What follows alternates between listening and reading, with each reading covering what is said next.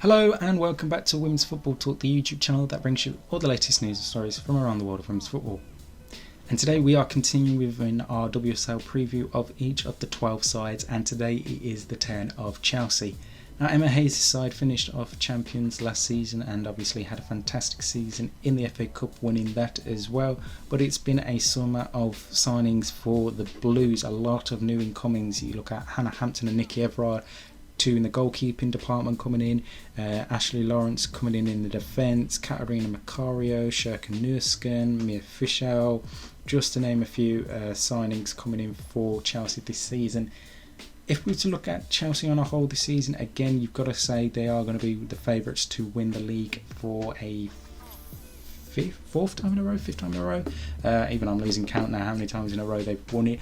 But yeah, absolutely fantastic side, and as long as they can avoid injuries to a lot of the key players, you can't really write them off. They're such a strong team. The way Emma Hayes has them playing over these last couple of years is really key. Now, obviously the main thing that has eluded Chelsea isn't domestically, it's actually in the European competition. That elusive Champions League trophy is what is still missing from Emma Hayes and Chelsea's CV in the last couple of years. Obviously yet to win it, getting to the final a couple of years back, but that won't obviously deter their focus in the league. Such a strong team, even without Magdalena Eriksson and Pernilla Harder at the team anymore. I still think this is a very strong Chelsea team, and it will be hard to dethrone them heading into this new season.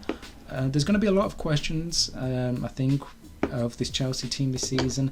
How often do we see the goalkeepers change? Because Nikki Everard has gone out on loan to Brighton for the season, but then you've got the likes of Hannah Hampton, Zachira Musovic and Katrin Berger that will be fighting it out for that number one spot. It remains to be seen who gets that. You would expect Anne Katrin Berger to hold that spot for the majority of the time, and then probably Zachira Musovic swapping and changing for that position. And then how will that new backline look without Magdalena Eriksson? Obviously, you could expect Ashley Lawrence to come in and put in strong performances like we have came to get used to both for the Canadian national team and previously elsewhere at Paris Saint-Germain over the last couple of years, where she was absolutely fantastic. And then midfield, the signing of Katarina Macario. Obviously she's coming back off an ACL injury. How long will it take her to get fully up to match speed in the WSL?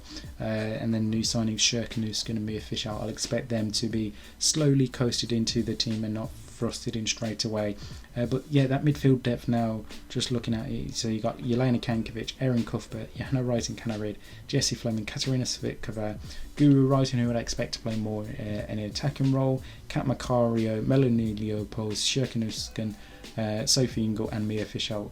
A plethora of depth for Emma Hayes, and I think that is one where that is not going to be a worry. It's just about the rotation and keeping the players happy, which is obviously really key, because obviously if you don't have a happy team and the performances aren't going well, that's when you can see teams slip off. It's just common in football. It's not just going to be solely to Chelsea, it's going to be to other teams as well.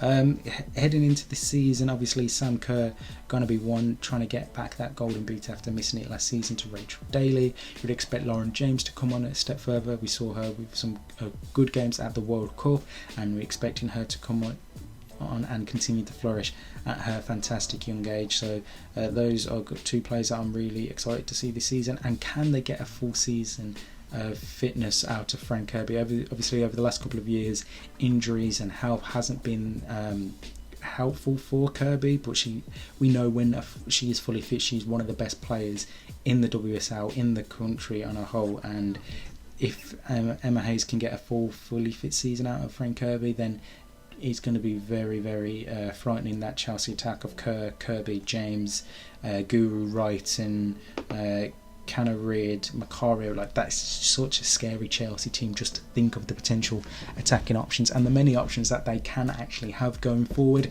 It's going to be such a difficult task to try and beat them. But yeah, overall looking really positive for Chelsea. I think one or two things that they need to sort out off the pitch is contracts, because there's a lot of players they've got coming up out of contracts at the end of the season. I know Sam Kerr is one of them, and there's one or two others that are out of contract at the end of the season, but that's obviously not a key worry about them for the start of this season at all. So as long as they can progress over the coming weeks, they can get that done. And then to finally cap off with a look at Chelsea's first 4 fixtures throughout October. They start off with the London derby against Tottenham Hotspur before travelling to Manchester to take on Manchester City. Then they come back to finish October with 2 home games against West Ham United and Brighton and Hove Albion. So you'd expect those final 2 games to be wins for them, and then Spurs, anything can happen. Obviously they're under new management, and then Manchester City, how can they do there? It's going to be a very interesting battle, those 2 games to start off their season. Right, that is our Chelsea preview. We'll be back tomorrow with more as we continue our WSL preview of each team. In the meantime, make sure you like and subscribe so you never miss a post of ours, and that you're following us on Twitter and on Instagram for all the latest news and stories from around the world of women's football. And that you check out our podcast, Women's Football Talk, available on all podcast platforms. Wherever you listen to your podcast, just type in Women's Football Talk and you'll come across it there. In the meantime, we'll see you soon.